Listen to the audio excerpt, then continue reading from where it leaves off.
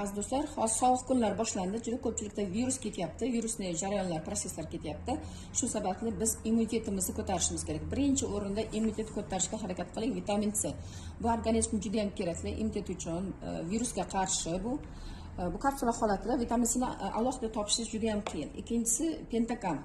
Bu juda ham mayda kapillyarlar ochib beradi, organizm kislorod bilan to'yintirib beradi, naturalniy kaliy hisoblanadi. Albatta, suv bo'lmasa virusga qarshi kurasha olmaysiz. Qonda toksinlar yuvish kerak.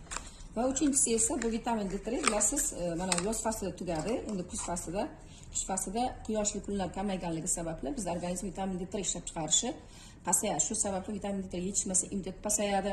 Bolalar tug'ilgan chaqaloqlardan ham vitamin D berish boshlanadi, chunki suyak sistemasi uchun, qon aylanish sistemasi, yurak qon tomir sistemasi, hazm qilish sistemasi, asab sistemasi, hamma organlarga, immunitetga javob beradi. Shu sababli D3 ni bu sprey holatida juda ham qulay sepish orqali kattalarga va bolalarga